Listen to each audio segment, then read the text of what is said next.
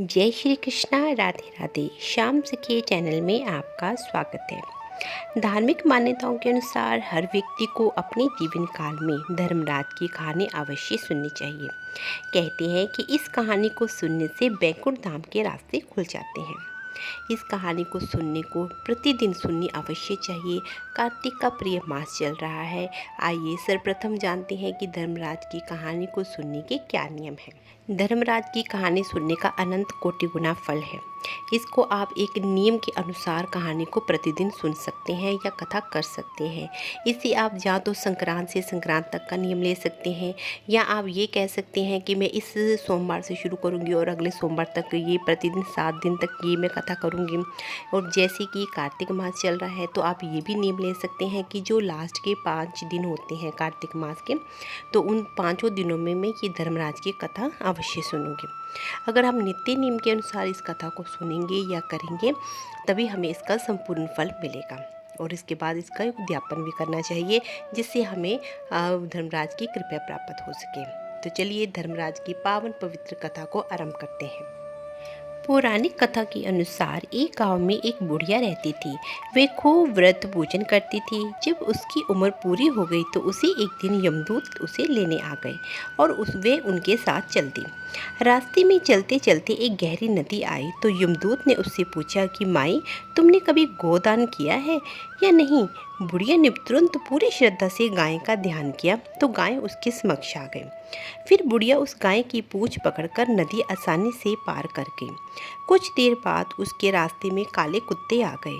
तब यमदूत ने कहा कि माई, कुत्तों को कभी खाना खिलाया था। बुढ़िया ने फिर कुत्तों का ध्यान किया तो रास्ते से वे चले गए।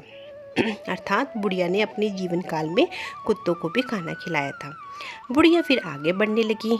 तब उसके रास्ते में कौवे आ गए और उसके सर में चोंच मारने शुरू कर दी। तो यमदूत बोले कि कभी किसी ब्राह्मण की बेटी के सिर में तेल लगाया था कि नहीं। बुढ़िया ने फिर ब्राह्मण की बेटी का ध्यान किया तो कौवे वापस चले गए। कुछ आगे बढ़ने पर बुढ़िया के पैर में कांटे चुभने शुरू हो गए। तो यमदूत बोले कि कभी खड़ाऊ का दान किया था कि नहीं। बुढ़िया ने फिर उसका ध्यान किया तो खड़ाऊ उसके पैरों में आ गए।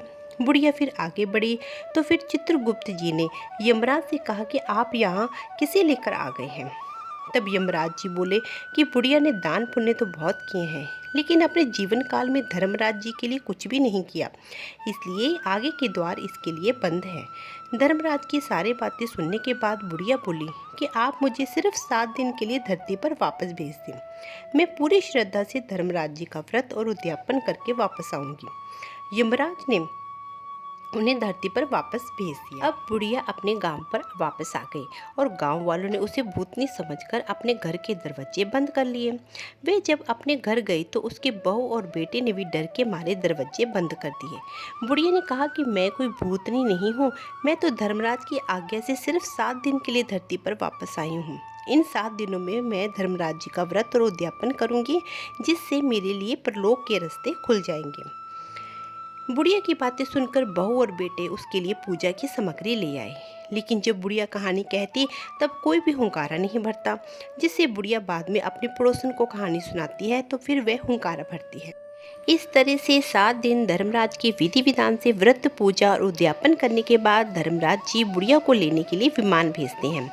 स्वर्ग से आए विमान को देखकर उसके बहू बेटे के साथ सारे गांव वाले भी स्वर्ग जाने को तैयार हो गए। बुढ़िया ने कहा कि तुम कहाँ तैयार हो रहे हो, मेरी कहानी तो सिर्फ मेरी पड़ोसन ने सुनी है, इसलिए वही मेरे साथ जाएगी। तब सारे गांव वाले बुढ़िया से धर्मराज की कहानी सुनाने का आग्रह करने लगे। तब बुढ़िया उन्हें भी कहानी सुना देती है। कहानी सुनने के बाद गांव में सभी लोग विमान में बैठकर स्वर्ग जाते हैं। तो धर्मराज जी कहते हैं कि मैंने तो विमान केवल बुढ़िया को लाने के लिए भेजा था। तब बुढ़िया माई ने कहा कि हे धर्मराज जी, मैंने अपने जीवन में जो भी पुण्य किए हैं उसमें से आधा भाग मैं अपने गांव वालों को देना चाहती हूँ। इस तरह से धर्मराज ने ग्रामवासियों को भी स्वर्ग में जाने का आदेश दे दिया। हे धर्मराज महाराज, जैसे आपने बुढ़िया और उसके गांव वालों के सभी लोगों को स्वर्ग में जगह दी, उसी तरह हमें भी देना। साथ ही कहानी सुनकर हुंकारा भरने वालों को भी और कहानी कहने वालों को भी परलोक में जगह देना। धर्मराज महाराज की जय। यमराज महाराज की जय। जय श्री कृष्णा। राधे राधे।